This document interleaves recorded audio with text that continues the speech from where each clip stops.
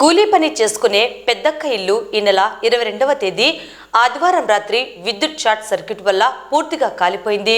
డబ్బులు, నగలు, నిత్యావసర సరుకులు, గృహోపకరణములు అన్ని మంటల్లో కాలిపోయాయి. సర్వం కోల్పోయి కట్టుబట్టలతో రోడ్డుపై పడ్డామని బాధితులు పేర్కొన్నారు. ఈ ఘటన విషయం తెలుసుకున్న నంద్యాల మాజీ శాసనసభ్యులు గురువారం బాధితులను కలిసి పరామర్శించారు. విద్యుత్ షార్ట్ సర్క్యూట్తో నిరాశ్రయులైన కుటుంబానికి తన వంతు సహాయంగా 10,000 రూపాయలు ఆర్థిక సహాయం చేసి మానవత్వం చాటుకున్నారు. అలాగే శిల్పా సూపర్ మార్కెట్ ద్వారా నిత్యావసర సరుకులు అందించి వారి కుటుంబాన్ని అన్ని విధాలా ఆదుకుంటామని హామీ ఇచ్చారు. ప్రభుత్వం వెంటనే స్పందించి బాధితులకు అండగా ఉండాలని కోరారు. మాజీ ఎమ్మెల్యే శిల్పా రవిరెడ్డి సంబంధిత అధికారులతో ఫోన్లో మాట్లాడి బాధితులకు నష్టపరిహారం అందించాలని కోరారు.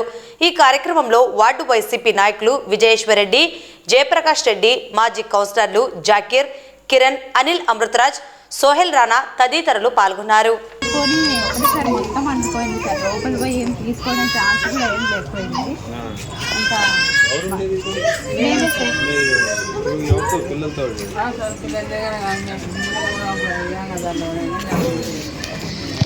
మనుషులు ఒకటి బయట పడినాం సార్, ఇంకా ఏం మిగలేదు, ఏం లేదు, అంతా ఏం లేదు. మొత్తం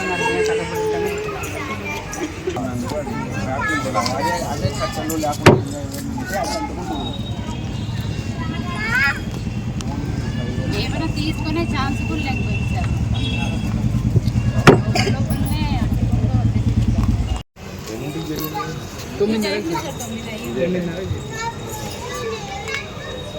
మరి ఎట్లా అవుతున్నారు? అప్పటికే మొత్తం కాలిపోయింది సార్.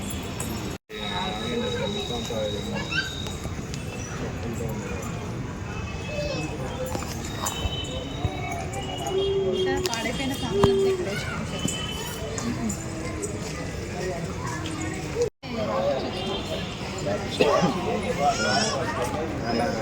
చేస్తాన్నారా గవర్నమెంట్ తరఫున?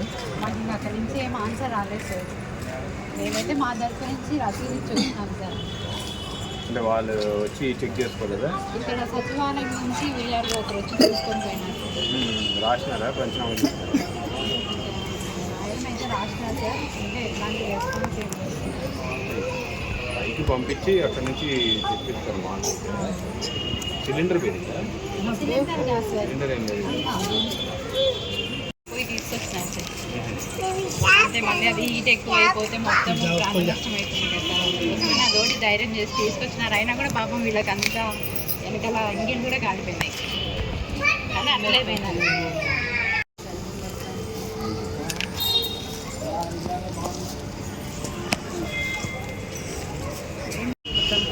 బట్టలు ఏమీ అసలు ఏం లేదు. ఏ వస్తువులు తీసుకోవడానికి కూడా లేకపోయింది. అమ్మ వాళ్ళు ఉంటారు సార్, మేము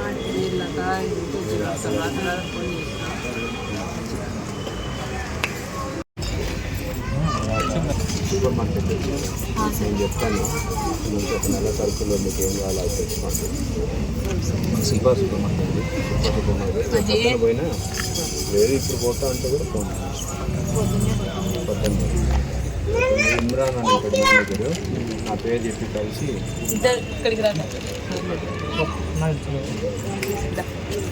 నేను కూడా ఒకసారి మాట్లాడతాను. హలో, అలా ఏం లేదు. ఇప్పుడు మన ఇంటి దగ్గర మన ఒక ఫైర్ యాక్సిడెంట్ జరిగింది. రామకృష్ణ హై స్కూల్ కాడ మొత్తం గుడిసె మొత్తం కాలిపోయింది. దాన్ని ఏమన్నా మన వాళ్ళు వచ్చి చెక్ చేసుకున్నారని ఏమన్నా కాంపెన్సేషన్ అవకాశం ఉందా? అదే ఇంకా ఆర్ఐ రాలేదంట. ఓకే ఓకే, అదే రేపు కొంచెం పంపించి కొంచెం అది చేసి పెట్టున్నాను. పూర్తిగా ఏం లేకుండా రోడ్డు మీద వచ్చినారు.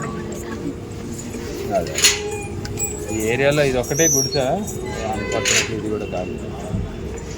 సరే,